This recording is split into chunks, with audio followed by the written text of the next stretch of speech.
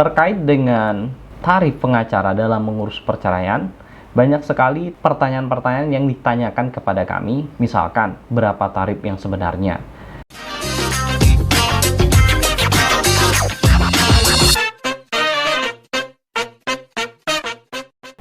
Assalamualaikum warahmatullahi wabarakatuh. Halo, salam Sobat Ram. Berjumpa lagi bersama kami di Ruang Advokat Menjawab.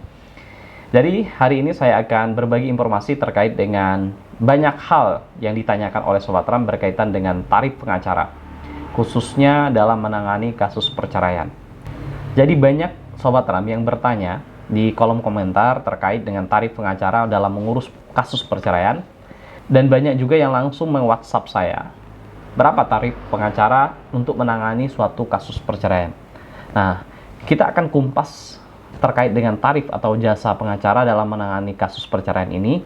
Tetapi sebelumnya, jika Sobat Ram merasa konten kami atau video kami bermanfaat, jangan lupa untuk dukung channel kami dengan cara klik tombol subscribe, like, serta nyalakan loncengnya agar Sobat Ram mendapatkan notifikasi terbaru dari kami, Ruang Advokat Menjawab. Terkait dengan tarif pengacara dalam mengurus perceraian, banyak sekali pertanyaan-pertanyaan yang ditanyakan kepada kami, misalkan berapa tarif yang sebenarnya, kemudian juga kenapa tarifnya berbeda-beda, apa saja rincian dari tarif itu. Ini menjadi pertanyaan daripada Sobat Ram semua. Saya akan menjelaskan itu semua dengan beberapa tahapan. Yang pertama, saya jelaskan dulu kenapa tarif pengacara itu berbeda-beda. Jadi, tarif pengacara itu berbeda-beda berdasarkan yang pertama tingkat kasusnya, apakah kasusnya rumit atau tidak. Yang kedua, apakah kasus perceraian itu digabungkan dengan misalkan ya hak asuh anak misalkan, atau misalkan juga dengan tuntutan-tuntutan lainnya, nafkah misalkan. Jadi itu tentu akan berbeda karena ada dua hal yang dikerjakan dalam satu gugatan misalkan, sehingga tarifnya berbeda.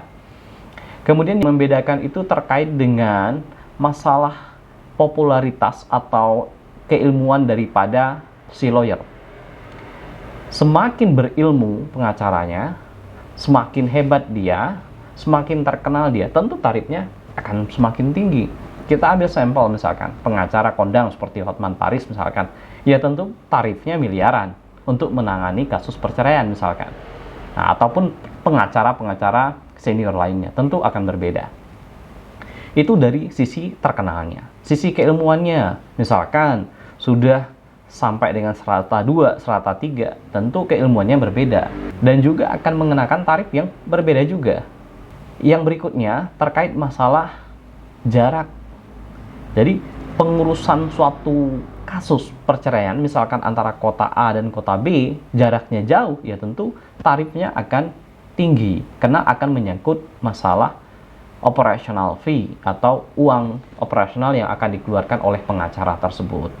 Jadi itu penyebab awalnya kenapa tarif pengacara itu berbeda-beda antara satu pengacara dan dengan pengacara yang lain.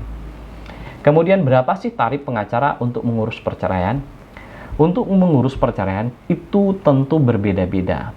Ada pengacara yang menerapkan tarif misalkan di wilayah Jakarta. Itu tarif pengacara untuk mengurus perceraian misalkan terendah itu di angka misalkan 25 sampai 35 juta misalkan. Itu untuk wilayah Jakarta. Kenapa lebih mahal? Karena tingkat perekonomian, kemudian tingkat mobilitas dari pengadilan ataupun dari kantor ke pengadilan itu cukup jauh, cukup rumit juga, dan masa tunggunya juga cukup lama di pengadilan karena antriannya panjang misalkan. Itu menyebabkan suatu tarif di daerah itu berbeda. Atau kemarin saya juga sempat tanya dari salah satu rekan kita yang di Balikpapan misalkan, untuk tarif pengacara perceraian misalkan 15 sampai 20 juta. Itu untuk tarifnya yang sifatnya all in ya.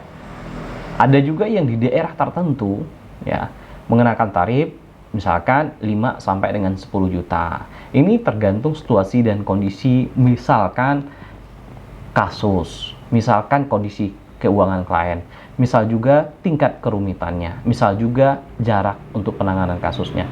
Jadi ini berbeda-beda sehingga tidak ada patokan yang pasti berapa tarif pengacara, karena menjual jasa tarifnya tidak akan bisa ditentukan antara satu pengacara dengan pengacara yang lain. Dan kemudian juga apa saja sih rincian biaya-biaya terhadap pengacara itu? Yang pertama ada namanya lawyer fee, jasa pengacaranya. Yang kedua ada namanya operational fee. Operational fee ini menyangkut misalkan biaya panjer di pengadilan, biaya operasional untuk sidang setiap saat, biaya makan atau konsumsi. Kalau jauh ya biaya tiket, biaya makan. Nah, itu adalah biaya operational fee. Dan yang ketiga, ada yang menetapkan tarif namanya success fee. Nah, success fee ini berbeda-beda. Ada pengacara yang menarifkan success fee, ada yang tidak. Jadi, ada pengacara yang menyampaikan tarif itu all in, jadi satu kesatuan semua, baik itu lawyer fee, success fee, ataupun operational fee, di situ digabung semua. Itu all in. Biasanya patokannya itu kisaran-kisarannya ada yang paling murah itu kalau di daerah-daerah tertentu dengan tingkat kasus yang biasa saja ya kisar 5-10 juta. Kategori sedang itu misalkan dari 10 sampai 20 juta. Kemudian kategori cukup lumayan itu kategorinya di antara tarif itu 20 sampai 50 juta. Itu untuk all in misalkan. Tapi tidak semua pengacara itu menerapkan tarif seperti itu. Itu hanyalah gambaran secara umum.